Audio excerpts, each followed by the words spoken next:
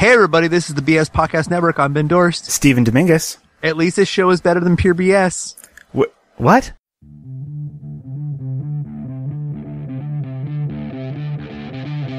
are you? I'm Batman. Who are you? My name is Bond. I'm Batman.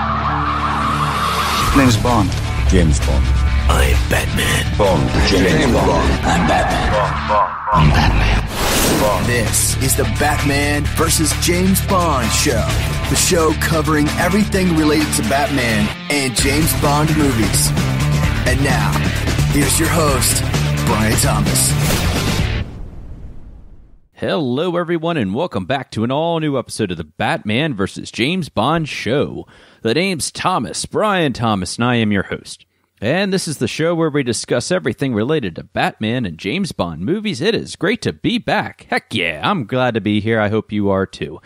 I hope all of you had a fantastic week. Let's see. I was a little bit more chill in the last couple weeks. You know, Labor Day's passed, Comic-Con is passed, but yet I am preparing already for another Comic-Con, if you can believe that. Yes, I am talking about New York Comic-Con. That is actually less than a month away. Repairs to the suit, and when I say suit, for you new listeners, welcome, by the way, I am talking about my Batman suit. Yes, the Batman suit that I have put more money into than I probably should have. My Batman Begins suit, check it out on Instagram at Batman vs. Bond. I post a lot about it. But yeah, I am excited about that, but I'm also kind of happy that's a nice little break in between that I get to, kind of, do repairs because, there's a minor couple issues with the suit. It might have broken a few areas, the straps and stuff like that, but you don't want to hear about that. Maybe you do, but just message me and we can talk more about it or whatever. I'll interact more online. And I like to actually, if I've never said that before, I love to interact online with you guys, especially for you listeners that are just joining me. I put this at the end, but I'll say it now. Find me on social media at Batman vs. Bond, Facebook, Twitter, Instagram. I'm on all of them. Always posting pictures and all kinds of quotes from Batman and James Bond movies. I love, I like to play a game on there if you haven't figured this out, especially if I'm posting something. I like to just post the beginning part of a quote, like say the quote I just posted right before I went on live. It was for Batman Returns, and it was, mistletoe can be deadly if you eat it. And I'm just waiting for that one person out there that's going to finish the quote. And, God love you for anybody who always finishes the quote for me, because I like that. It shows that you are paying attention. It shows that you know your stuff. It shows that you are a true fan, and I love that. So, just a reminder that the Batman vs. James Bond show can be found on the BS Podcast Network. You can find my show and a whole bunch of other great shows on bspodnetwork.com. Shout out to Mr. Steven and Ben over there from Pure BS Podcast. They do a great show over there. They talk a lot about Batman, and we might not share quite the same opinions, but that's okay. That's what's great about being a fan. They, gave an interesting review about Suicide Squad, and I say interesting because it might not have been what, some of us, maybe some of you felt the same way, but definitely check them out. Before we get things started, I always like to put a little disclaimer out there. I like to throw this out before every show, especially for the new listeners. Like I said, welcome again. I'm not a movie critic, obviously, and technically I'm a blogger, I guess, because I like to, post stuff all the time. I like to share my opinions and so forth. But bottom line is, though, I'm a guy who is obsessed with Batman and James Bond, clearly, okay? I live and breathe this stuff, okay? I'm looking all around my room. I have my bat suit behind me. When I talk about my bat suit, once again, that's my cosplay Batman Begins suit. When I open my closet door, I try to pull like a Batman Begins there where the cow was looking directly at me. I have my gauntlets. I have my boots sitting there. I have a little Ben Affleck Batflick looking at me, a little action figure right there. James Bond, I love all the stuff from there. I try to, when I dress up, I always think, oh, is this how James Bond would dress up? And that's, even with a tux, if I find any excuse for a tux, I will. Speaking of which, for you local Maryland, DC listeners out there, there is a Bond Girl meetup, and I'll make sure to tweet this out there and Facebook it out there. Yeah, you can actually meet Bond Girls Mary Goodnight and Fiona Volpe. They're going to be in Hunt Valley, Maryland, at the Wyndham Grand Hotel. That is in Hunt Valley, Maryland. Baltimore County area. Like I said, I will post more information about that. I'm sorry it's so last minute. It's going to be happening from Thursday through Sunday. I think, Thursday through Sunday. Hours are 10 to 4 p.m. I'll post more information out there, but definitely I'm going to try to make it out there. A chance to meet any Bond girl is awesome, especially these two lovely ladies. So stay tuned for that. So, let's get down to business here. We got a lot to talk about, and I hope I'm not going to be going over on this. It's kind of hard, though, because if you haven't paid attention to my social media, there's something coming up called, what's it called? Batman Day. Yeah, Batman Day 2016 is finally upon us. By the time you listen to this, Batman Day could have already happened. Batman Day is actually on Saturday, September 17th. Now, why am I doing this episode now? Because by the time I record that episode, I'm going to be moving on to something else. The nice little surprise for you James Bond fans. I never leave you hanging. I know sometimes I do more Batman, sometimes I do more James Bond. This happens to be one of those shows where it's going to be more Batman, obviously. But if you're a fan of both, then it's even better. So what I try to do is, back in, I think, incarnation of this show, there was an episode that I did, and I think it was the first time Batman appeared in DC Comics, Detective Comics, and, you can say what you want. I know I'm not as much a comic book fan as everybody else and so forth. I've put that out there many, many times. But, anytime I can, spend a whole episode talking about this character, I can. Same with James Bond, if I can do that. James Bond Day is actually right around the corner, too, in less than a month. That is going to be happening at the beginning of October. But let's focus on the here and now. Batman Day is here. This time what I tried to do, unlike my last Batman episode, is that I wanted to hear what you guys thought about. Sure, I can spiel out all my favorite Batman moments, and I might be a little bit more biased towards certain movies like Batman 89 or The Dark Knight, maybe even The Dark Knight Rises, or definitely not Batman and Robin, obviously. And yes, none of you ever commented Batman Forever, Batman and Robin, but I'm still, for any fan that is out there that actually likes those movies, that's cool. I did find a couple of moments that I do want to share. So, speaking of moments, what I want to do is kind of give you an idea of where I'm headed with this show. Is I want to highlight all the favorite Batman moments that you guys had mentioned to me. I throw a few of mine in there. We're going to talk tonight about Batman actors, your favorite Batman actor. We're going to talk about the favorite Batman of all that you guys decided, and the favorite Batman movie. And I got to say that I'm a little bit surprised at what you guys chose. So let's go with this. Let's start with favorite Batman moments. We're hopping right into Batman 1989. For all you animated fans out there and Adam West fans, I'm sorry, I'm not going to be talking about them at all, just because I really, I watched the animated series. I haven't really watched many of the animated movies aside from Killing Joke, but, in the time to come, I will be checking more of that and sharing some reviews. So let's focus right now on Batman 1989, a movie that I hold as probably one of my top 5 favorite movies of all time. Obviously, I can't say enough good things about this movie, but, when we're talking about Batman moments, okay, and, there's so many different Batman moments. To me, a Batman moment's almost, it's like a James Bond moment, okay? It doesn't always have to be a quote. It's just something about that scene that just kind of stands out. It's what makes Batman Batman. So how do you introduce, Batman to the general public, to Joe Schmo who's never seen him on screen before? Well, you have him go against some muggers, of course. So to set it up for you, what happened is, we all know when Batman came on screen for the first time that, the muggers attacked this family. They, hit the husband over on the back of the head with the gun, and they said, hey lady, do the kid a favor, don't scream. And of course, what does she do? She screams, naturally. But, and I know some of you are probably finishing this, and you're playing this scene out just as I am in my head right now, and that's what I'm doing. I'm doing pretty much all this from memory, aside from a few show notes that I do have here, okay? So, they do their whole American Express card. Hey, don't leave home without it. See, that's my best impression I can do.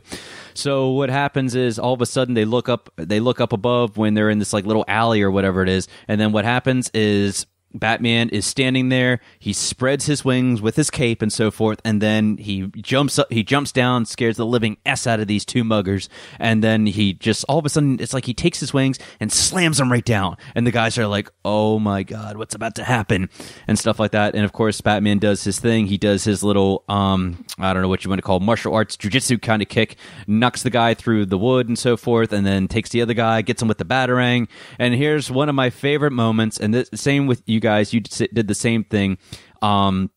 It's when he grabs the mugger, he holds him right over the building. Now he's like, don't kill me, man. Don't kill me. Please don't kill me. I'm not going to kill you. I want you to do me a favor. I want you to tell all your friends about me.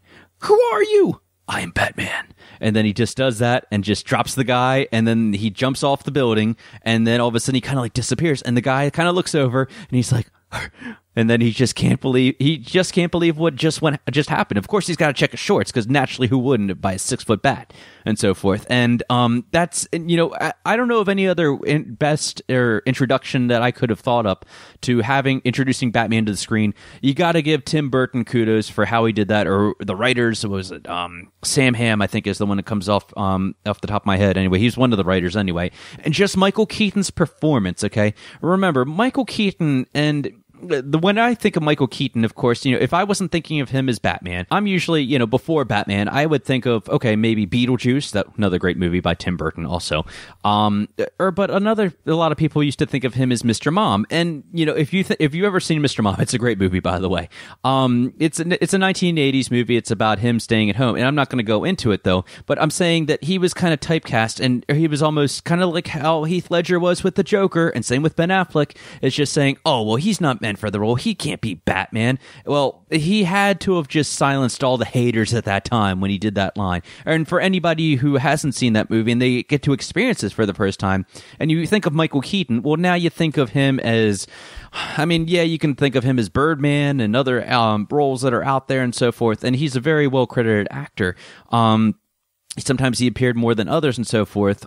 He has all different kinds of side, multiplicity and whatever. But seeing him in this, and he just pulls that role, he's just doing I'm Batman. Just that voice and so forth. And he sells it. And you're like, okay, this is Batman. This guy is, he will knock the living S out of criminals and so forth. And bottom line is that I love that entrance. I'm glad you guys picked that as one of your favorite moments.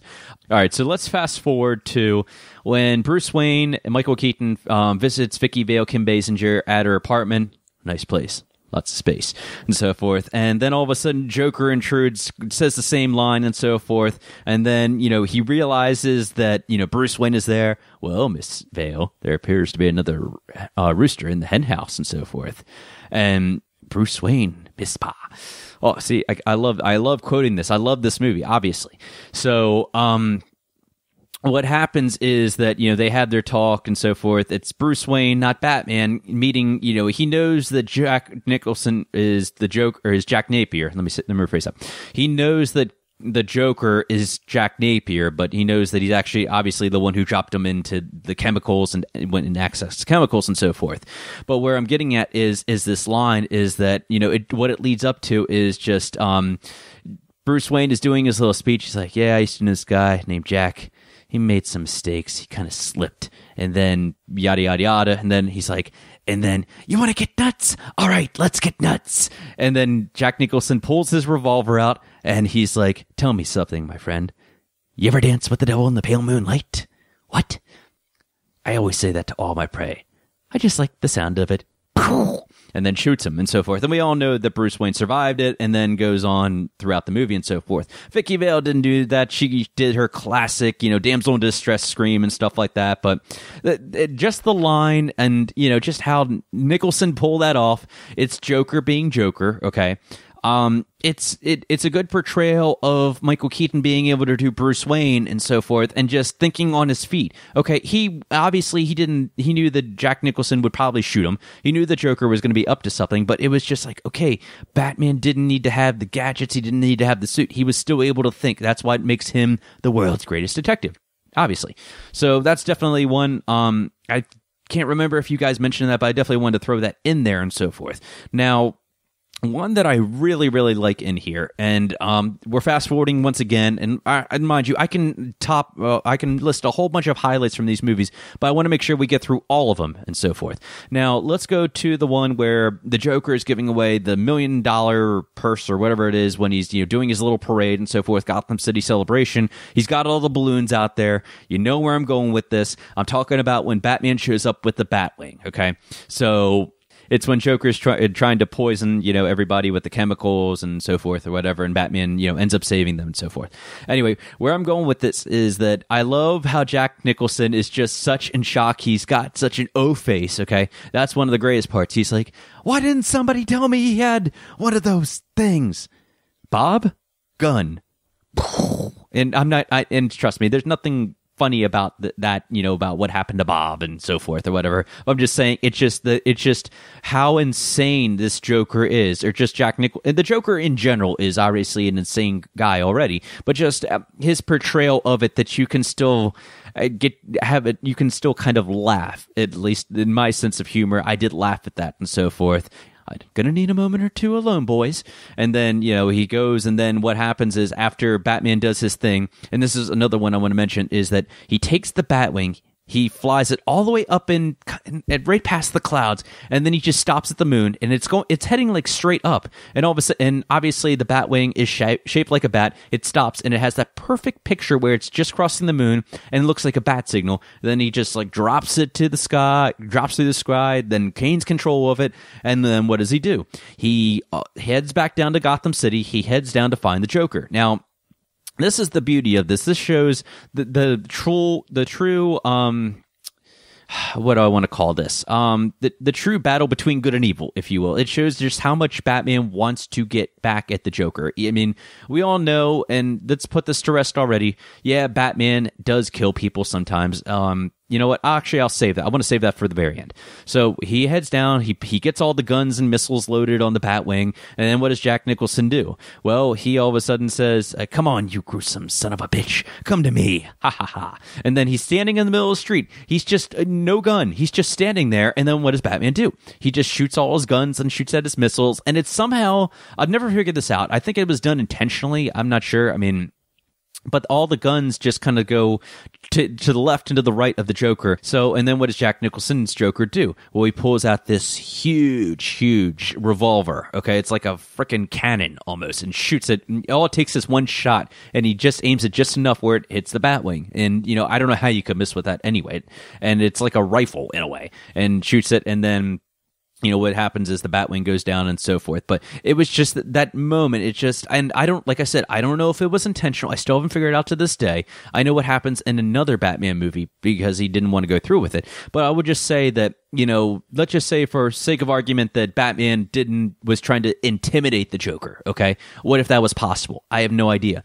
Maybe, or he just needs to get his sights fixed on the Batwing. I have no clue either. But I just really like that scene. Just shows that the Joker is not afraid of Batman. He just said, hey, come on, kill me. Go ahead, hit me. I don't care. I got nothing to lose. Go ahead. I know you're not going to do it. And if you don't, then I'm going to kill you. So I love that. Let's move on here. Let's go right to the chapel, and this is a really, really good scene. It's once again the favorite, one of the favorite quotes from Batman '89. At least one of my favorite quotes is, "Excuse me, you ever dance with the devil in pale moonlight?" And punches him. And I'm talking about Batman spilling out his lines back to the Joker, and then Joker says, "You idiot! You made me, remember? You dropped me in that vat of chemicals. That wasn't easy to get over. And don't think that I didn't try." That's my best Jack Nicholson. I'm in here all night. Try the veal. Anyway, so I love that line. And then they go into the whole Batman's, punches him, throws him into the bell and so forth. And he said, "You killed my parents. I made you. You made me first." And then it just the lines that these two, and you know what, they've had a chance to share time on screen before. I probably forgot about this when they were in the art gallery. I really love that. Where does he get those wonderful toys? And if I was highlighting the Joker, I'd probably talk more about that. And I'm not really trying to highlight the Joker. It's just the interaction from the moments that the Batman and the Joker had when they were on screen. I mean, it's the rivalry. I mean, like, this is the ultimate rivalry. I mean, this is what we want to see, or this is what I love to see. I love to see when the characters of just Batman and Joker are on screen. And especially Keaton and Nicholson's performance. They played off each other so well. Nicholson was humorous. Keaton, he was serious. He threw in a couple of good lines in there and so forth. And, spilling the line, like I said, about, "Excuse me, you ever dance with the devil in pale moonlight?" and so forth. But, I mean, Nicholson just, he kept ringing it every time. Every time that Keaton would throw it back at him, Nicholson just would one-up him and so forth. And I love that. So, I don't want to, like I said, I want to spend much more time on Batman 89, but I just want to say that those are some of my favorite and your favorite moments from that, as you decided and so forth. So let's move on to Batman Returns. Favorite moments, we'll keep up with this anyway. One that you guys didn't mention, but I did want to make sure that we mentioned is, when we're fast forwarding, of course, where the Penguin, his circus clowns and circus gang is in Gotham City during the lighting of the Christmas tree and so forth. And they're, destroying the tree and so forth. The guy throws the sled and it hits the police car. Well, who happens to be in there but a police officer and Commissioner Gordon? And Commissioner Gordon is in the passenger seat and he's like, "What are you waiting for? The signal." And then they cue the signal. And then what happens is we are then all of a sudden put into Wayne Manor, and then you hear the sound of one of the bat signals turning, and then it's positioning towards the inside of the house. Batman is just, I don't know, he's deep in his thoughts, I would say. He's sitting at his desk as if I am now, and he's got his head on his fist, just kind of thinking and so forth. The light pops on, the signal pops into his study room or whatever, his office and so forth. He stands up and just like, "I'm ready to answer the call," and so forth. And it's just, sometimes no lines are needed because it's an iconic shot, okay? When I say moments, like I said, it doesn't always have to be about the quotes. It just has to be about just that picture, okay? And this picture of just Batman, it's just Michael Keaton, and he's not in his bat suit, but the signal behind him lit up, it's perfect. It's perfect. Burton thought that out perfectly. I don't know who wrote it. Once again, it could have been Sam Hamm. I have no idea. I really don't care. But I will say that it's genius. It is pure genius. It is iconic, okay? And iconic is, once again, one of those words that I will be throwing out a lot. Let's fast forward to a great scene that I love. It's later on in the movie, or maybe at least halfway in between, and it's when Batman is, couldn't save the Ice Princess, okay? Ice Princess, ended up falling to the ground and so forth, and, the police think that, or Joe Schmo, Gotham City thinks that that Batman pushed her off the building and so forth, when it was actually Penguin. He threw his umbrella, long dart, and then the bats with wings, do your things.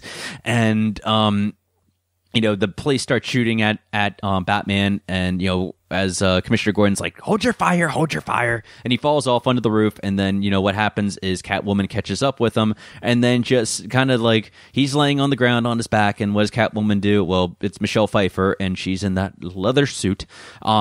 And excuse me, ladies, I'm sorry about this, but he kind of, we'll say that she climbs up on top of him. We'll keep it kid friendly here, okay? We'll keep it PG-13. Straddle would be a word I would like to use, okay? And she's, no doubt about it, she is right on top of him and just talking to him and having these lines and so forth. Maybe, it seems that every woman that you get near, it seems to die. Maybe you should retire.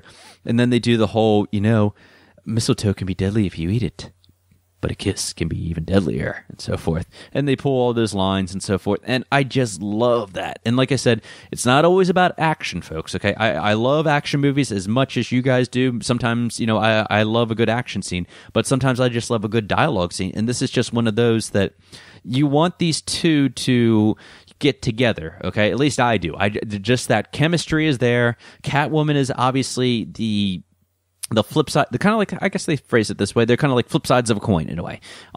See, that's my Two-Face reference there too. It's just, he wants her to be good. He wants to turn her into like something good, but she rolls on the bad side, and she's a bad girl. Let's face it. And, he thinks that he's got her, and he thinks he could turn her and so forth. But what does she do? She sticks a claw into his, we'll call it, into his abdomen and so forth, and then he backhands her, and then backhands her into the bags, and then he gets his. This is another good moment. He stands up on the ledge of the building, and then he spreads his wings again, but it's kind of like a hang glider in a way that was built into the wings and so forth, and then he just flies across into the sky and so forth. It's a really realistic approach, if you think about it, of how Batman would fly if he didn't have memory cloth. At this time, that was the closest thing we did get to it, and I really love it. And he's flying when all the bats are flying across the tree, and then as he flies down and he hits the ground, he does his little tuck and roll, and then all of a sudden the hang glider's gone magically. I don't know how they did that, but that's how it happened. So anyway, but going back, I really love the interaction between any interaction that Batman and Catwoman had on screen. I really like that. I really like those lines in there too. Let's go into the Penguin hijacking the Batmobile. Yeah, this is a really, really good one. Once again, I'm not sure if you guys mentioned this, but like I said, I'm throwing some of mine in there, but believe me, I'm throwing in the ones that you guys did put in there. Something about, the Batmobile, which we will be talking about in a little while. I love the Batmobile. Anything with a Batmobile, I can never get enough of. And I think Batman Returns definitely gave us more of the Batmobile. I think when Tim Burton decided to introduce it in Batman '89, he used it to a point. But I mean, they had machine guns and was able to drop a little bomb and so forth. Had a nice little car chase in here. But I think he upped the ante of what the Batmobile was able to do in this. But what I liked about this is that, instead of just taking, Batman just using it against, just trying to escape Gotham City from the police, he turned the tables when he had the Penguin and his gang put like a little, I guess we'll call it a transmitter, where Penguin was able to drive it from his little RV, from his little station there. And it's like one of those little kid, when you go to a shopping mall or grocery store, you see those little rides where a little kid can get in and they can sit in. Well, that's what Oswald Cobblepot Penguin was able to do. He was able to sit in that in his RV, and it was, he had a TV screen on there, and he had a steering wheel, and he was able to drive the Batmobile. Gentlemen, start your screaming. Helpless little old lady at 12 o'clock high.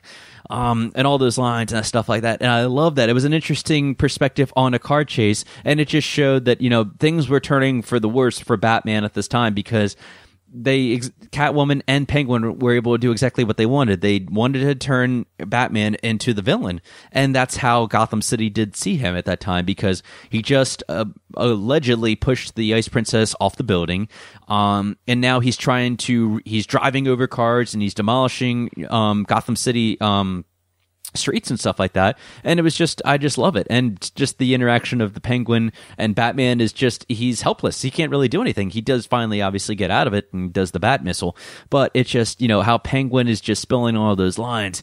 I played this city like a heart from hell and stuff like that. So love it. Let's go fast forward to the very ending here and so forth.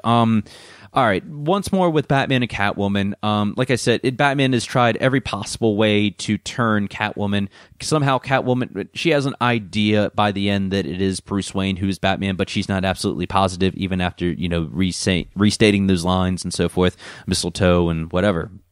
So at the very end, Max Schreck is there. They're in the Penguin's lair, and then, Batman saying, Selina, we're the same.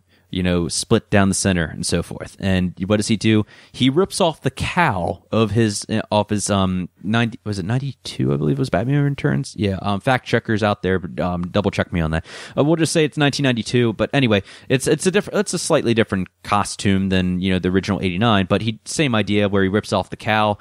And what I love about this one is a little error in their edit that they should have made, is that all of a sudden his eyes are all black, but when all of a sudden you look at that, you pause it just enough time, you'll see that there is no makeup around his eyes. Something about that I love.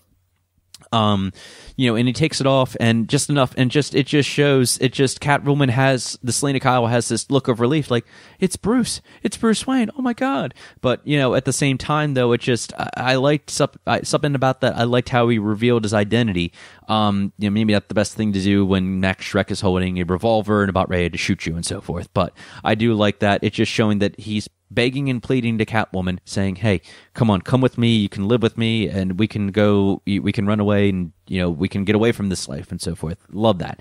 One of the scenes that you guys voted as one of your favorite moments from this, though, was the Penguin death scene in the Penguin funeral.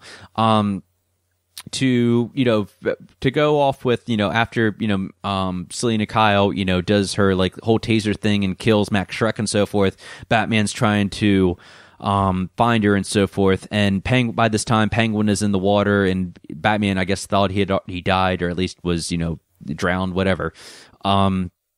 Penguin all of a sudden just appears out of the water and so forth, and he's able to waddle over to his umbrellas. See what I did there? He waddles over to his umbrellas and picks the umbrella, and he aims it at Batman. All of a sudden, the music, cue the Danny Elfman music, because it has that sad music, just where you can tell that he's, it's dramatic music.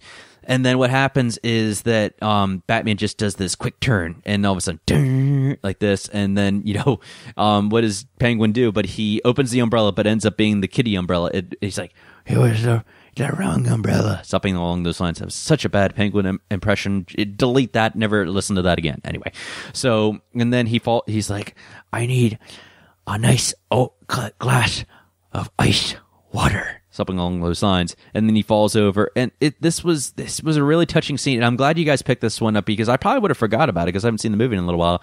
The penguin falls down on the ground face first, but what happens is they have I don't know what kind of penguins they were, but they're bigger penguins and they're just actually people in them, but they waddle out and so forth, and it's like a penguin funeral literally, and they all kind of drag him into the water, and it was, even to this day, it's kind of touching and kind of sad in a way, and I don't know. It was a great moment. I'm glad you guys did choose that. So, I got to keep moving on here. Now, none of you guys did pick any moments from Batman Forever or Batman and Robin.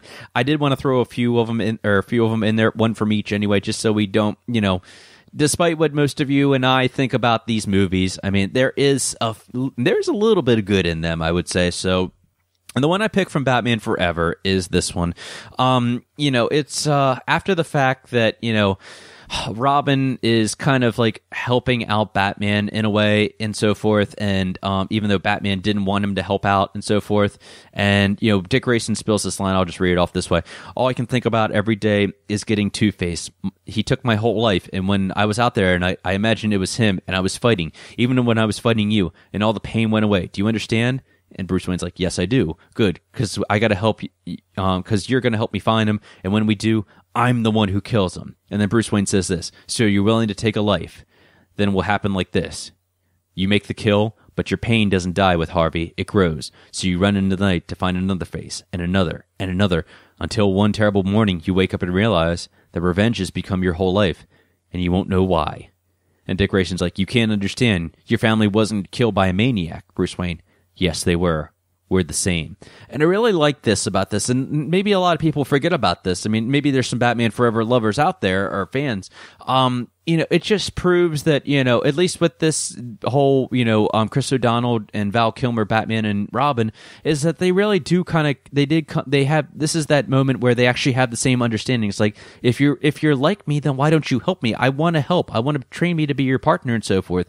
And what Bruce Wayne, Batman, is trying to say, it's like, I don't want you to have this life. At least that's how I take it. Saying, you know what, I was in your shoes. I ended up in, I guess it was still carrying on from assuming that Jack Nicholson's Joker, Jack Napier, was the one that killed Batman's parents. That's how I've always taken it. And, that's just assumed for argument's sake that it is.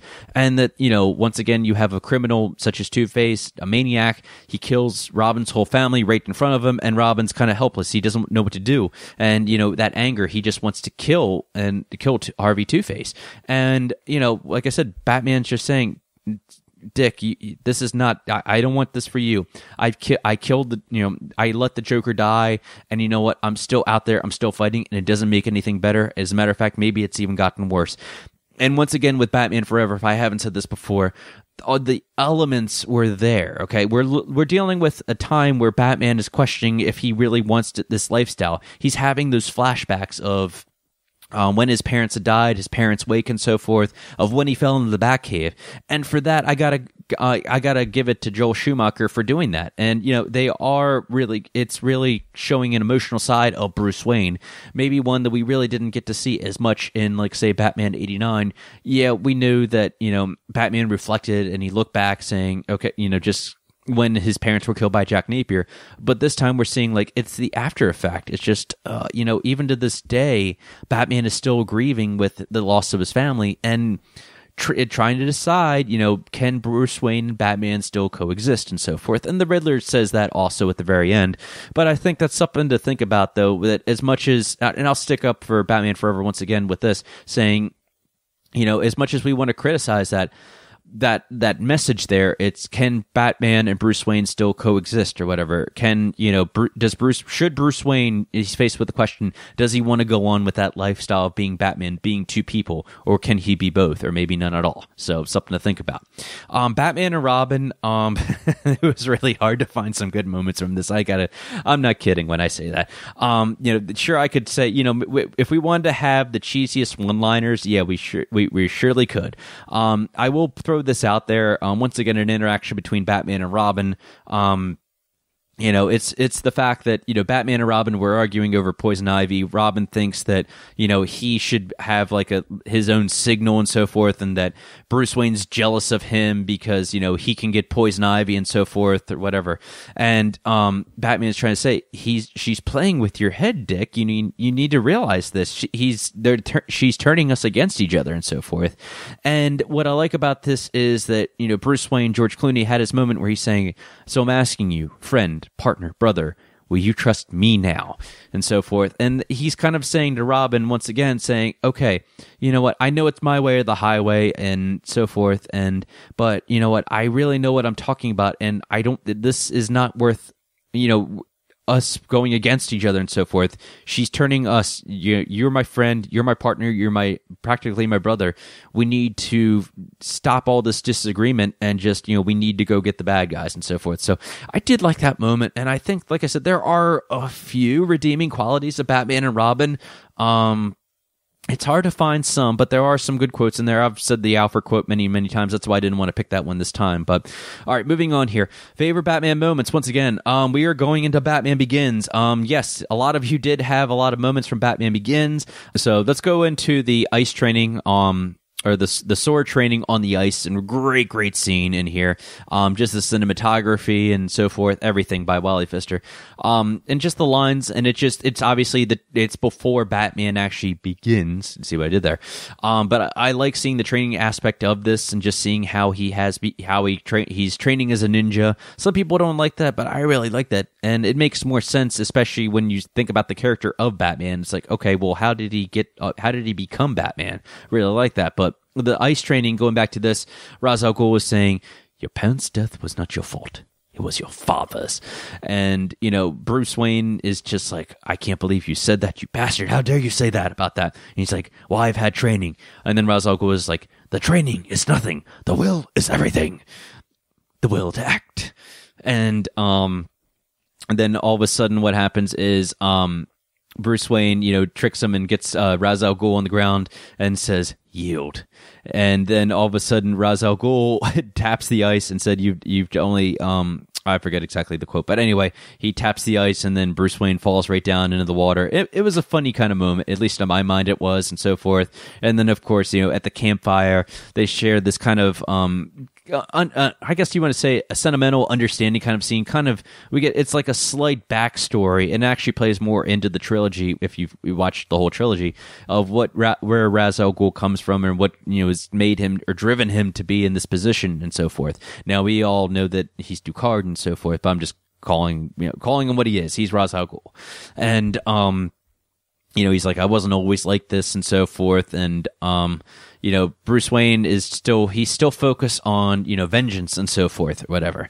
So like I said, the sword ice training, as I like to call it, I think that was a great scene in here. Like I said, once again, as much as I want to see Batman in costume as much as possible, it's still refreshing to see this kind of this spin put on this at the very beginning, with the Batman movie. Another one that you guys mentioned in here, and like I said, there's a lot of good ones in here. Another one I did want to mention before I get into the one that was voted very highly is the Alfred scenes with Bruce Wayne, and that's definitely that's definitely something about the trilogy in general, the Dark Knight trilogy, that I love. Any interaction that Michael Caine and Christian Bale had on screen, I loved every minute of it. The one line or the one quote from this is, "Why do we fall? So we can learn to pick ourselves up." Actually, a quote that I still live to this day that I still believe in. It's actually hung up at work. And something I believe to be true. Something about that. And just, at the very beginning when we see that, when you still haven't given up on me. Never. And I love that. It's just that, Alfred, as much as, Bruce, it's just, remember, this is a younger Bruce Wayne, and, yeah, he's still learning and so forth or whatever. He hasn't quite, he's going to have his mistakes and so forth. But Alfred, as much as Alfred likes to, scold him and so forth, Alfred is always there. He's always saying, you fell. You're going to pick yourself back up, and you can do this. I believe in you. We believe in you. Rachel, me, and whoever, and so forth. And I love that. I really, really love that, and so forth. The same with that happened at the very beginning when he came back from college. That happened after Ra's al Ghul burned down Wayne Manor and so forth. They go into the Batcave in the elevator shaft, and Bruce thinks that he's failed. He thinks that, my parents' legacy, I failed, and my family's house has been destroyed. And Alfred reminds him, he's like, Wayne Manor can be it's just bricks at the end of the day. It can be rebuilt. And why do we fall, sir? So we can learn to pick ourselves back up. You still haven't given up on me. Never. And then, what does Batman do? He goes and he picks himself back up, and then he goes to fight Ra's al Ghul in Gotham City and save him from the chemicals. Now, this is one scene that you guys definitely mentioned in here that a really great moment. And some will say that it's controversial to a point. And the only reason I say that is because there's an argument. I don't want to say an argument. It's something that I've noticed a lot more lately, especially since the Batman v Superman Dawn of Justice movie has come out. It's about Batman killing people. So, and you know where I'm going with this. It's when Ra's al Ghul and Batman are fighting on the rail on the subway car and so forth, and they have a really good fight scene in there. How it's edited and so forth, whatever. You never learn to mind your surroundings. And Ra's al Ghul is like, you finally learned to do what is necessary. And Batman says, I won't kill you, but I don't have to save you. And then takes his little bat bomb, blows out behind him in the back door, and then flies back out with a memory cloth and so forth. What does Ra's al Ghul do? But he kind of just like is kneeling down, closes his eyes, and knows what's about to happen to him. Now, we have to think to ourselves, did Batman Batman let him die, but did Batman kill him? I will say no. I'm sure maybe Ra's al Ghul could have found some way. He's Ra's al Ghul. I'm sure that he could have maybe found a way to jump. But at the same time, I think he knew that it was like, okay, I know what's about to happen. I know I'm going to die, and well, this is it, and so forth. But I think it's a great symbolism of just Batman and just saying, Batman doesn't kill people, okay, unless he, would absolutely have to, all right? So he didn't kill Ra's al Ghul, however, he obviously didn't save him. Yeah, he let, the imposter Ra's al Ghul and some of the men die, back when he was in the training facility and so forth. But looking at just the general perspective is that Batman, didn't just, take his batarangs. He didn't just like throw him or anything like that. He didn't kill him. So it's a great, great scene. I'm glad you guys picked that. A final scene in Batman Begins as we move on here, I wanted to mention is the scene where we see the official new bat signal on there with the new logo on there. Commissioner Gordon's at top of the building. I believe it's Gotham's police department, MCU headquarters and so forth. And, he's having this conversation. Batman's like, nice. And he's talking about the bat signal, and they're talking about this, and he's like, what do we do about escalation? And, you're wearing a mask. And then he shows him, I'll just fast forward to it. He shows him the Joker card, and Batman's like, I'll look into it. And what a great segue. And, maybe we didn't know we were about to get the Joker, but it's something about how it was just thrown casually in there. You see a Joker card. It gave all the fans hope, saying, oh, could we get the Joker in the next movie? Well, guess what, folks? Yeah, you did. You got the Joker in there, and boy, did you get a good Joker. Like I said, we got to keep moving here, but let's go right into the Dark Knight here. If we're talking about Batman scene or favorite Batman moments in here, I want to mention the bank scene, and as much as I want to mention the bank scene, should I say, I want to focus more on Batman. Let's focus on here about the the first introduction of Batman right after the bank scene. it's we have the setup here is that Scarecrow is still trying to sell his drugs and so forth. The Russian mobster and his gang are there saying, "Look what your drugs did to my customers," and buyer beware. You don't like what I have to sell, you can go somewhere else. Assuming Batman did leave someone else. My dogs are hungry. And, see, I can't do the accents. I as much as I try, sue me. And then all of a sudden, what happens is you hear the Batman music. Dun, dun, dun, dun, dun, dun, dun, dun. And then what happens is you see what looks like Batman and in the shadows behind one of the cars in the parking garage. And the Russian mobster is like, "Pity there's not more than one of you." And then, there appears to be another one. But what do these guys have? They have a rifle, they have an Uzi and so forth. And Scarecrow realizes that's not him. And then what happens is the tumbler just pops right into the garage. And then what does Scarecrow say? "That's more like it." And then all of a sudden Batman pops up and starts, he takes care of the mobsters. He gets in the fight with the dogs, which was really funny, by the way. He has his little fist thing, his little power fist, and he's trying to cut into the van when he's trying to catch Scarecrow. He gets knocked into the wall and so forth. But what happens when you fall? You pick yourself back up, right? So he gets up, and the cars driving around or circulating down the rest of the parking garage, and Batman just jumps and just falls and lands right directly on the van. And then what happens is all of a sudden he takes the mask off Scarecrow and he finally catches Dr. Crane. Really good pickup, especially considering it lets you know that, this is still a continuation from Batman Begins. But the line that you guys loved in here, and I'm glad you mentioned it, is that they're one of the guys, the impersonators of Batman, says, "What gives you the right?" And Batman says, "I'm not wearing hockey pants." And it's such a great line, and a lot of people, especially with the Comic Cons, they love to they throw that line at me and so forth, and it's a classic moment, just saying, what separates a guy who dresses up in a mask and a cape and so forth? Well, Batman is Batman because I'm Batman. There, I had to say it. I had to throw it in there. So it was a great, great moment. I'm glad you guys mentioned that. Let's fast forward here, and this goes back into the interaction, like I said, about Michael Caine's Alfred and Christian Bale's Bruce Wayne.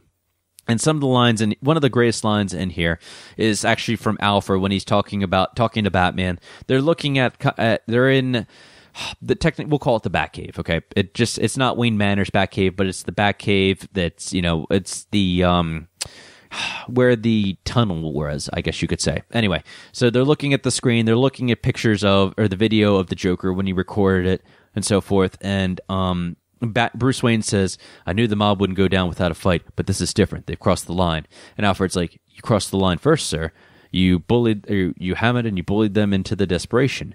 And and they turn to a man that they didn't fully understand. And then he says this line, and I have to quote it word for word here, "Because some men aren't looking for anything logical, like money. They can't be bought, bullied, reasoned, or negotiated with. Some men just want to watch the world burn."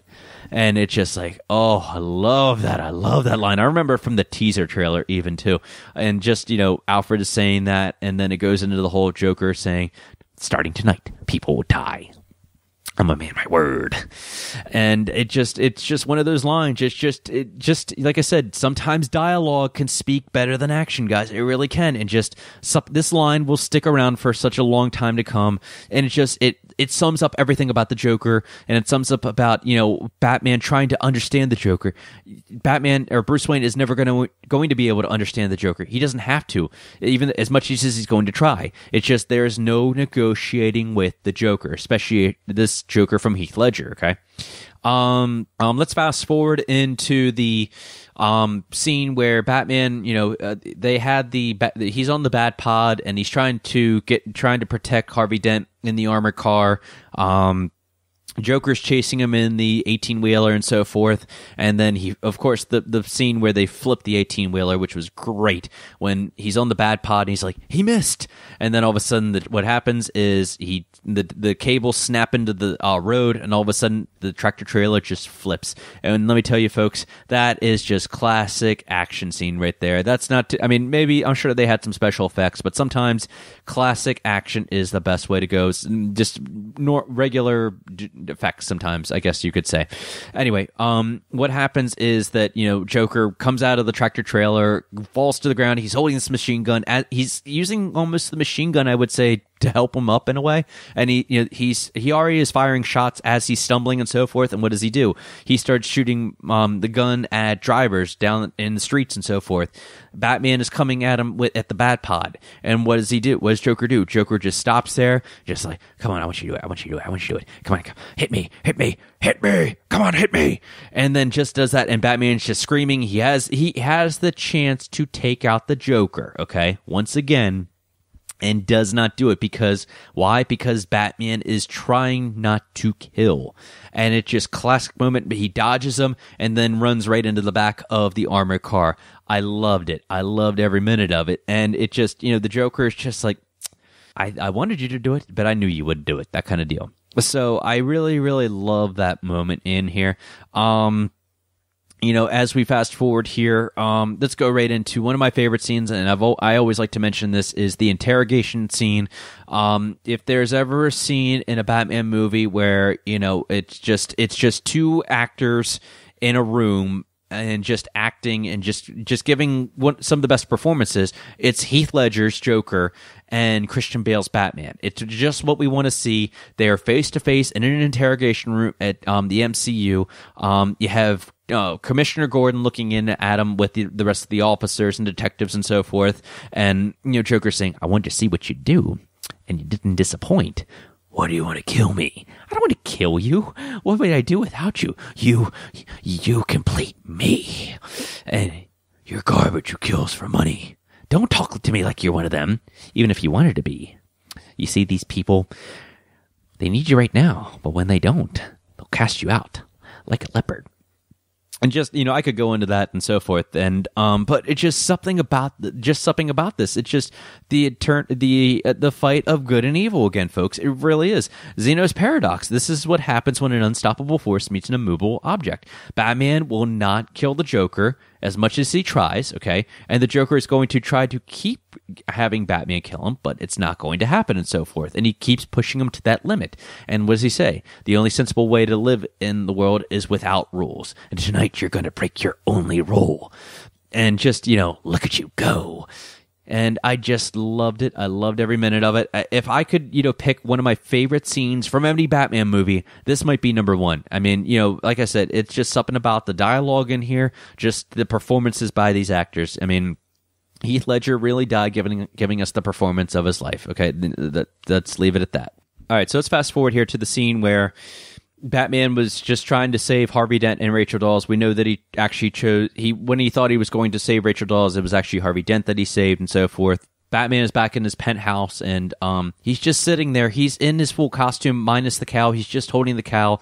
Obviously, he's upset because, his loved had just died and so forth, and Harvey Dent burned on his face and so forth, and, Alfred comes to him, and he brings breakfast and so forth, and he has the note, and he decides not to give him the note, but it's this line in here that they had, and about it's pretty much how, once again, Batman thinking, okay, I failed the city, I failed my friends, I failed Rachel and so forth, and Alfred says this to him: "You've inspired good, but you spat in the faces of Gotham's worst criminals. Didn't you think there might be some casualties? Things were always going to get worse before they got better. Rachel believed in what you stood for, what we stand for. Gotham needs you."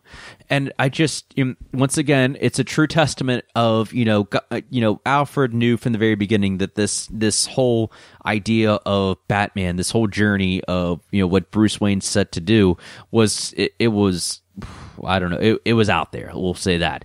But, he stood by him the whole time. He knew that the message that Bruce wanted to, send. And this is him just saying, once again, unofficially saying, why do we fall? Because so we can learn to pick ourselves back up and so forth. And he didn't quite say that, but that's kind of what that message is saying.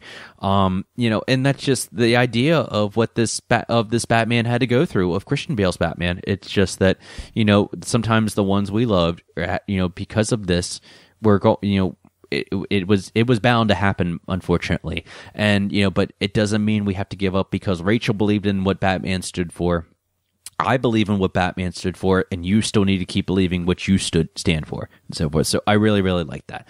Okay, let's fast forward to the very end here. If there's another iconic moment in this movie, just in any Batman movie in general, it's this moment here. It's after, Batman saves Commissioner Gordon's son, and he falls to the ground. Harvey Dent obviously died. Yes, you can say that Batman killed Harvey Dent. Two-Face, it almost he didn't have any other choice, I guess, folks. I mean, there was no reasoning with Harvey, considering Harvey just shot Batman and he was about to kill a kid.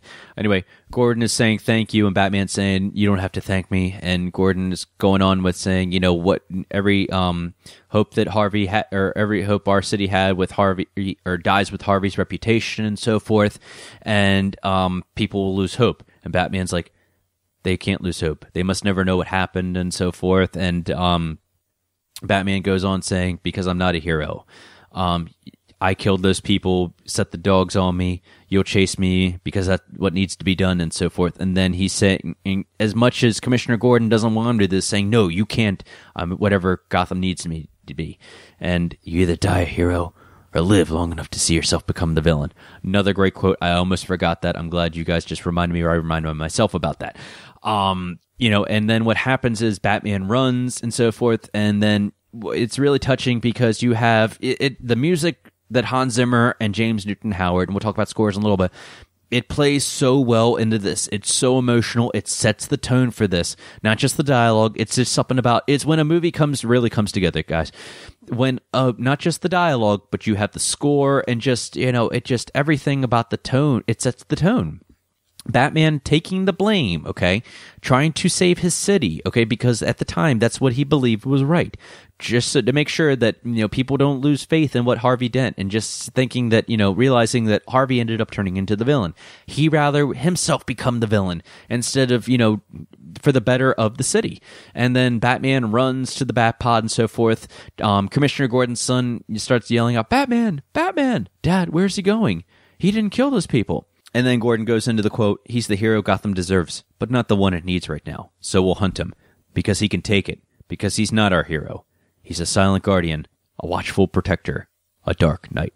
And then it goes into the Batpod, just driving right up through, right out of the tunnel, or right in the street, and that light, that brownish yellow light from the street lights and so forth, and then it just fades into black, or just goes into black, and then pops the title, The Dark Knight.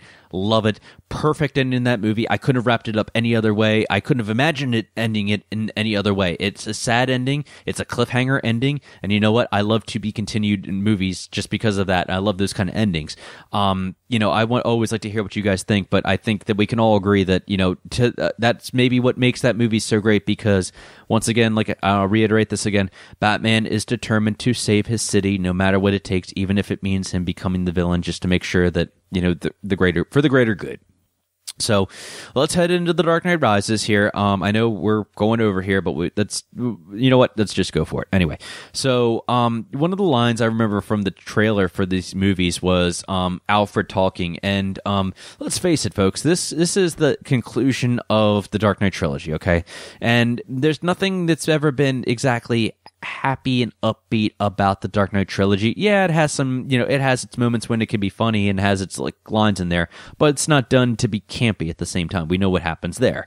But this is a very emotional movie, and I think just even remembering this quote from Alfred when he said this, "You're as precious to me as you were to your own mother and father. I swore to them that I would protect you, and I haven't." And like I said, Alfred and Bruce Wayne, anytime these two are on screen, get ready to have just, one of those emotional scenes in here. One of the most emotional scenes in this movie, or of any of the trilogy, I would say, is that scene when Alfred's saying, "I won't bury you. I buried enough members of the Wayne family." And, just he's begging and pleading to Bruce Wayne, saying, "Don't do this. You're older now. You can't take this. Your body can't take this," and so forth. "I will not watch you die, killing yourself trying to save the city. Don't do it as Batman, but do it as Bruce Wayne." And of course, Bruce Wayne is too stubborn to figure this out, and so forth. And it's just, it's so sad because Alfred is breaking down in tears, and he's like, I know what this means. It's the end, and it's a meaning that I forget exactly how he said, but in other words, how he's watched Bruce Wayne grow up and so forth, and someone I've taken care of since your parents have since you were born and so forth, and he doesn't want it to end like this. It's like, you know what, if this is how you're gonna go, Bruce, if this is you want to kill yourself trying to be the symbol, then I'm finished, I'm moving on, but I'm not gonna watch yourself do this to yourself. I love that moment, and it's one of those moments that I could go back on YouTube and rewatch over and over. It does get me every time, and no, I didn't cry with that, but it does get me very emotional. So let's go into this one a little bit later here. This is when Batman and Catwoman are sharing scenes when they're both Bruce Wayne is dressed up in his Batman suit. Catwoman, or if you want to call her Miss Kyle, Selena Kyle, she's dressed up in her cat burglar attire and so forth. Very lovely. And they're talking and so forth after he saved her from Bane, and all of a sudden, he's like, Miss Kyle, so that's what that feels like. Love that line and so forth, because what is Batman or Christian Bale's Bruce Wayne, Batman, known for doing? He's known for just disappearing and a lot all the time, and he's done that to Gordon enough times. So it was really kind of cool to see Catwoman give it right back to him. Another scene that I liked with him and Catwoman, and this is one that you guys definitely said, when they're going to when Catwoman takes Batman to Bane's lair and so forth, and they're going through the tunnel, and Catwoman's like, some of Bane's men, they're kind of rough. Batman's like, so am I. And then she's leading him to the bad guys and so forth, and then they kind of do a reiteration of what they did in Batman Begins, and she's like, he's behind you, and the bad guy's like, who? Me. And then he pops up right behind him. He's kind of upside down and then just punches him and so forth. They do kind of like a slow motion when the guys are shooting into the tunnel, and it's kind of like a strobe light effect, I guess. Batman's just bouncing from side to side to side, and then all of a sudden just takes out the bad guys and so forth. Love that moment. Just really good cinematography in there. We can't talk about The Dark Knight Rises without talking about Bane versus Batman. Let's just talk about the fight there. This is something that I guess I never thought I would see on screen. It's just when I heard Bane, and we all know what Bane is known for, is breaking Batman's back and so forth. But the fact that they actually did put this on film, talked about it before, but it's just that Batman is obviously he's not the young man that he used to be. He's not, he was only Batman for about a year and a half, but still he's past his prime.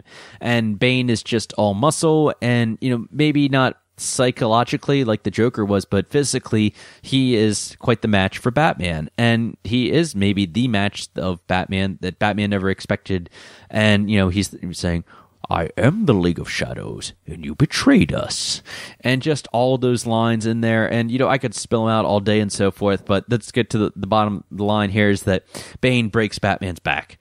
Iconic, and it hurts my eyes and just the sound of it. I was wondering what would break first, your will or your body? And then just breaks his back and so forth. And it's just great. And he breaks the cowl. Iconic moment once again, Bane just punching the cowl over and over again. It's like, oh my God, we've never seen any bad guy ever do this to Batman.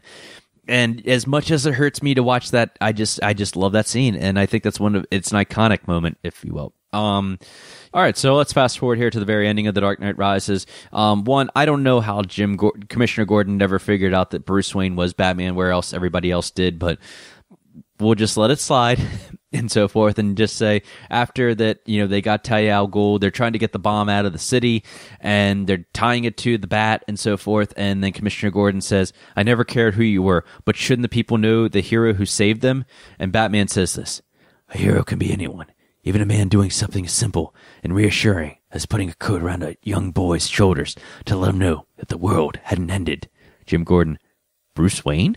And it's like, okay, Commissioner Gordon, you of all people should have known this, but it's just like, and it does the classic Nolan cut back, and it shows, the night that Bruce Wayne's parents died, and Officer Gordon takes the coat from his father's jacket, puts it over top of him, and he's like, Bruce Wayne, I didn't realize it was him. A very, very touching moment. Despite the fact that he didn't know it was Bruce Wayne, it's still just saying, and once again, symbolism here, just saying, to Batman saying to Gordon, saying, you know what, yeah, sure, I can wear the cowl and the cape, but, that doesn't just make me a hero just because I do that. Anybody can be a hero. And I think that's a message we can all take, in general in life, too. Just what Commissioner Gordon did for Bruce Wayne, just saying, hey, it's okay. You can cry. Don't be afraid. It's over. It's, whatever. So I really, really like that and so forth. We could talk a lot about The Dark Knight Rises, but for time purposes, I think that we'll just keep moving on here to the final Batman movie we've had so far, Batman v Superman. Yeah, this is still fresh. And for those of you that haven't seen it, just fast forward or whatever. How do you introduce a new Bruce Wayne and a new Batman? It's always tough, same in the James Bond world, but, I really liked how they did this, and the movie kicks off at the very beginning, where it's giving the backstory about Bruce Wayne's parents and how they died. We all know Martha. Yes, I know. Martha? Why did you say that name? You'll understand if you where I got that from. Anyway, so it starts off when the Zod fight versus Superman in Gotham City in Metropolis, and Bruce Wayne is coming off the helicopter and he gets into the Jeep, and then he's driving to the city. He's trying to get a hold of one of his higher ups at Wayne Tower and so forth. And he's like, Jack, get everybody out of the building. And then he's just driving to Wayne Tower. He's dodging all the debris from what Zod and the ship had done, and same with Superman and so forth. And a great scene. And what I liked about this is with Ben Affleck and at least his portrayal with Bruce Wayne is that he isn't able to drive anymore because there's too many people in there, and he runs to the Wayne Tower. He's seeing it, and all of a sudden he sees that Zod has his we'll call it his heat vision and so forth, and he's just starting to destroy the Wayne Tower and the building and so forth.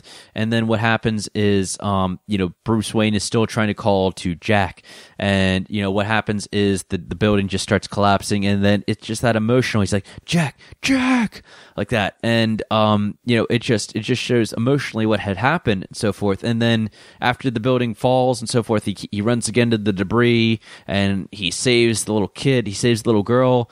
And maybe this was in the ultimate cut, but he's asking the little girl, "Where's your mom?" And she just points to the building, and all we see is just a demolished building, and there's really nothing there, and it's just so sad. He hugs the little girl, and it just he just has that look, and sometimes expressions can speak louder than words, I guess you could say.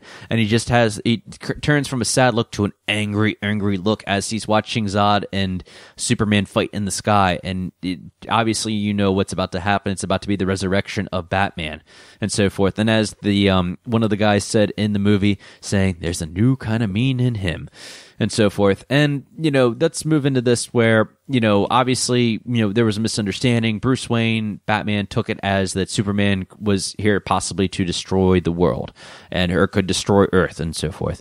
And what was interesting from this perspective is that, he's out to stop Superman and almost even willing to kill him. And then Alfred, and we have a new Alfred here. We have Jeremy Irons, and I really like the performance once again, that Jeremy Irons, Alfred, and Bruce Wayne's, or Ben Affleck's Bruce Wayne had on screen. And Alfred saying, he is not our enemy. And just how Bruce Wayne is trying to say, hey, you know what? How many has he killed? Millions, thousands, even millions, and so forth. Where's it going to stop? He has the power to wipe out the entire universe, and if there's even a 1% chance that we should take it, something along those lines. Anyway, and I really like that. It's just and while I might not agree with Batman about what what he wants to do to Superman, it's just the performance that is being given by Ben Affleck. It's just okay. Bruce Wayne, somebody hit Superman and Zod turned on the switch to Batman and just turned on this new mean in him, and it's a different kind of Batman, and I really like seeing that. And it's apparent that when Batman has his first encounter with Superman rips off the top of the Batmobile, and he says this to him. He says, "Next time they go to shine your light, don't go. The bat is dead. Bury it." And then what does Batman say? Well, Batman has to have the last word, of course. "Tell me, do you bleed?"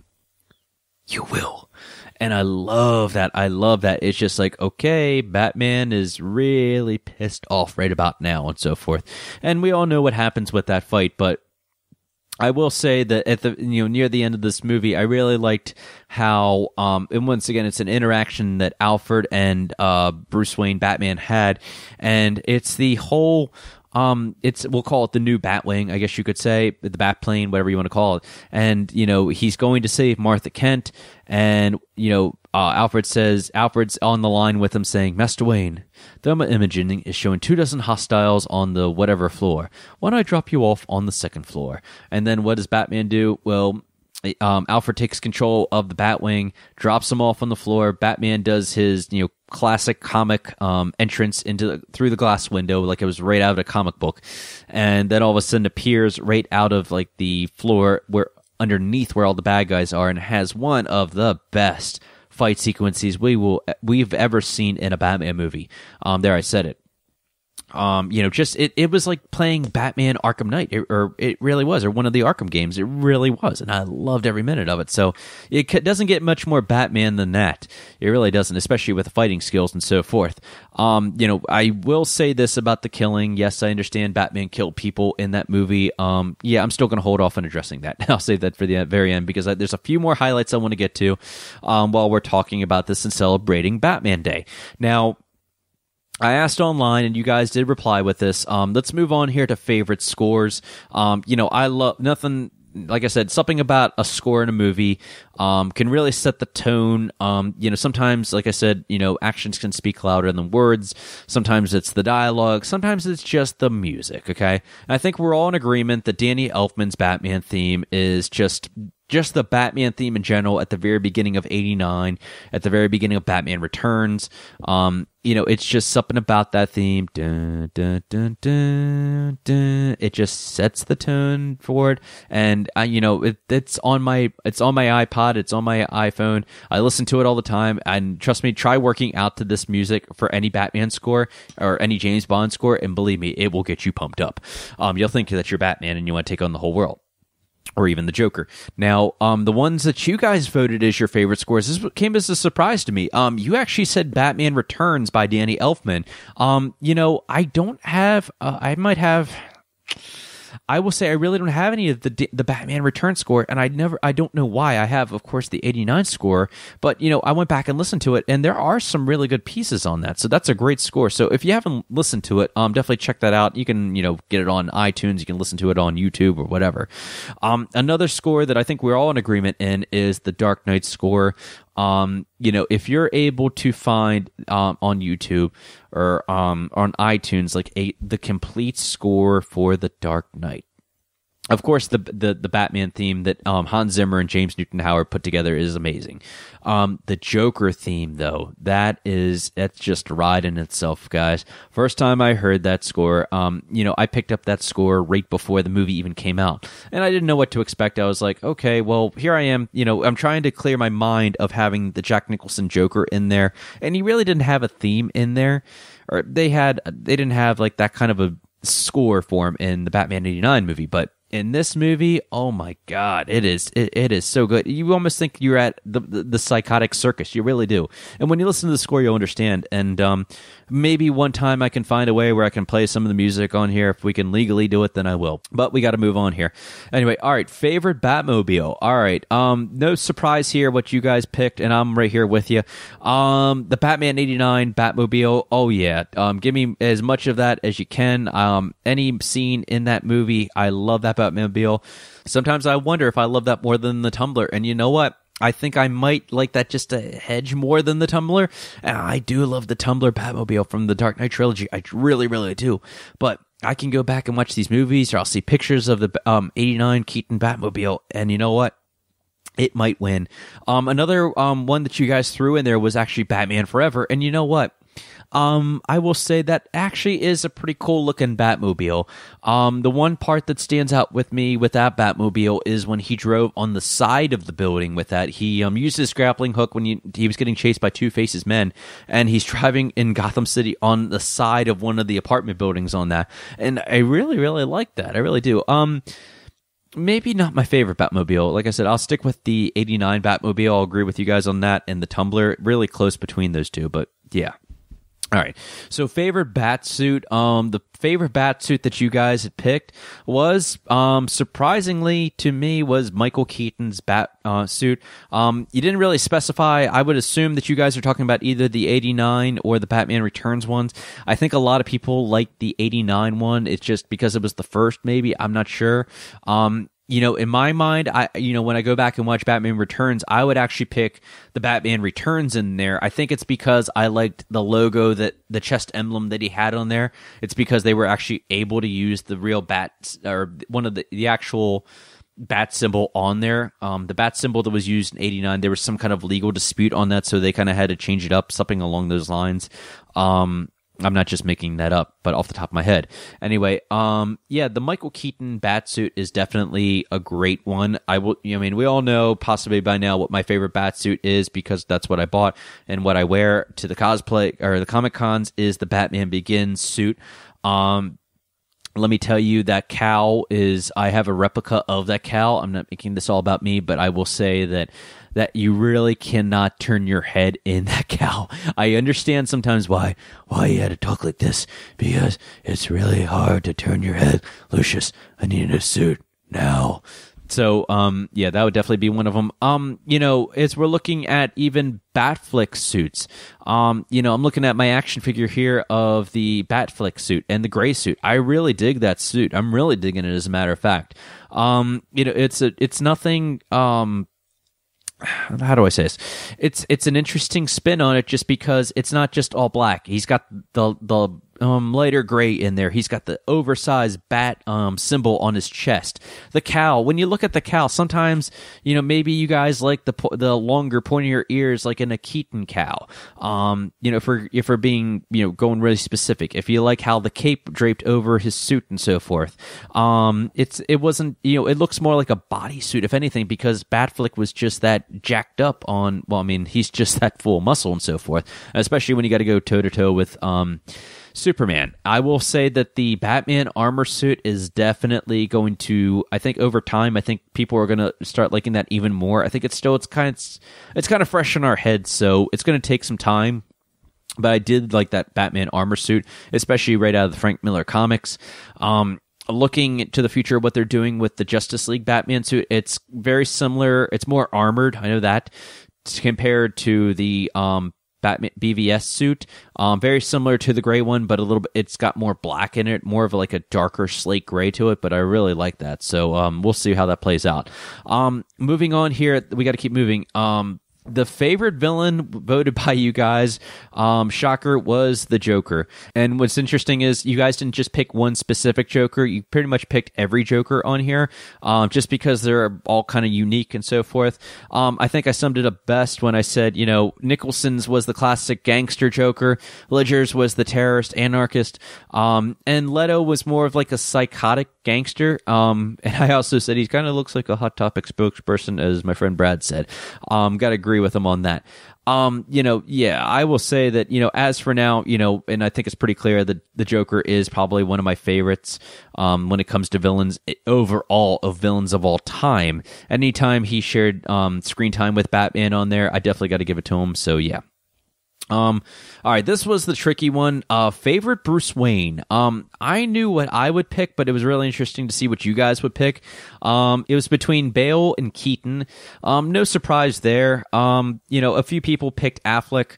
I think, like I said, Affleck is still kind of new and he's still fresh in our minds. So it might, over time, I think going back and watching this, he's only had one outing and so forth. I wish he would have had a solo Batman film, but despite the fact, Keaton, I think, played a great Bruce Wayne. I think Bale, I would give it to him only because we got to see more of the emotional side and so forth. We got to see his journey of becoming Batman, what the death of his family, or the death of his parents did to him. Just how he dealt with, when there were losses, when Rachel died, and whatever else and so forth, the interaction that he had with Alfred, all of that. I would say I would give it to Bale, but definitely Keaton definitely did a great great Bruce Wayne. Favorite Batman. This one you guys also said it's going to be Keaton. We had Affleck in there. We had we had Bale's voice. I think that was really funny. That's by Rose's Revenge on here. Lots of Keaton on here, as a matter of fact. James Bond Down Under. You guys even said Keaton on there.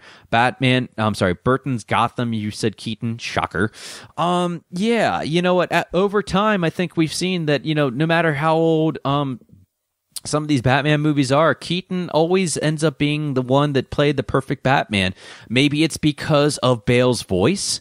Maybe it's just because Keaton, I don't know, he's still my Batman, so I will say, yeah, when I think of Batman, I will still probably give him the upper edge there. Like I said, when it comes to this, I mean, Bale played a great Batman. He really did. Affleck played a great Batman. Affleck, like I said, over time needs, we need to let it sink in, if you will, okay? I mean, like I said, when we get that solo Batman film, then we can make a better judgment on how Affleck does. I think that he did do a great Batman. I like how they did his voice. Bale's voice over time, it got kind of old. You don't need to keep the city who showed you that it's full of people who are ready to believe in good. And it's like, okay, dude, you don't have to overdo it. I mean, I still love every minute of it, but at the same time, I can see people's argument with that. Whereas Keaton's just like, excuse me, you ever dance with the devil in the pale moonlight? And, I like that. So, yeah, I guess we can give it to Keaton on that, but, to each his own and so forth. So, all right, let's hear it. Favorite Batman movie. All right, so favorite Batman movie. I will almost call this a tiebreaker here.